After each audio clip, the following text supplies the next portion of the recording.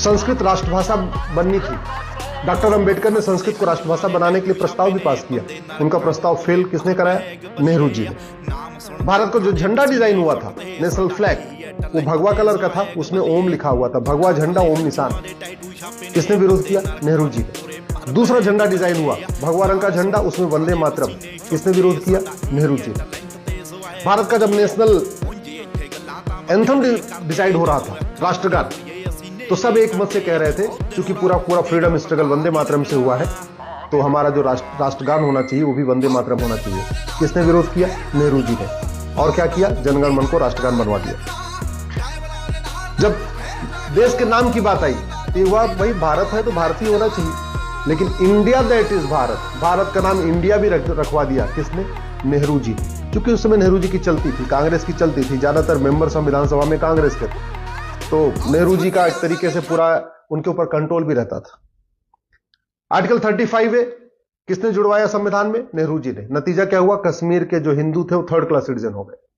Article 370 संविधान में किसने जुड़वाया? नेहरू जी ने। नतीजा क्या हुआ? अलगाववाद बढ़ा, आतंकवाद बढ़ा, कश्मीरियों का नरसंहार हुआ, बहन बेटियों का बलात्कार हुआ, हजारों सैनिक मारे गए, हजारों हमारी बहन बेटियां विधवा हो गई, पलायन हुआ। किसके कारण? आर्टिकल 370 के कारण। संविधान का आर्टिकल 13 कहता है सारी कुरीतियां खत्म करना है, सारी कुप्रथाएं खत्म करना है। कभी नेहरू जी ने उस पर संसद में चर्चा ही नहीं किया, इसलिए जितनी विदेशी कुरीतियां मुगलों के समय से चल रही थी वो यथावत चलती रही। आर्टिकल 25 में एक प्रोपोगेट वर्ड किसने जुड़वाया था? नेहरू जी ने। नतीजा क्या हुआ? पूरे देश में धर्मांतरण हुआ और आज की डेट में 9 राज्यों में, 200 जिलों में, 900 तहसीलों की डेमोग्राफी बदल चुकी है।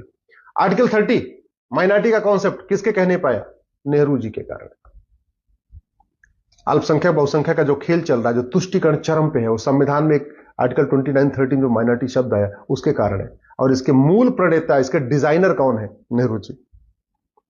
कभी नेहरू जी ने जो गुलामी के नाम चल रहे हैं भारत में उसको हटाने का प्रयास नहीं किया। एक भी गुलामी का नाम नेहरू परिवार ने नहीं हटाया।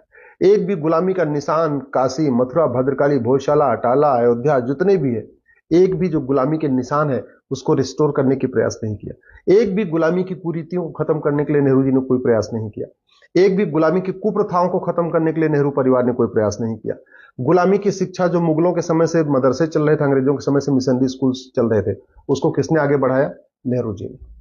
गुलामी की जो चिकित्सा व्यवस्था है उसको मजबूत किया और भारत की चिकित्सा व्यवस्था को बर्बाद करने के लिए कानून किसने बनाया? 1954 में नेहरू जी ने। भारत में 1894 में लैंड एक्विजिशन एक्ट बन गया था। अंग्रेजों ने पूरे देश की जमीन मिशनरीज को बांट दिया था।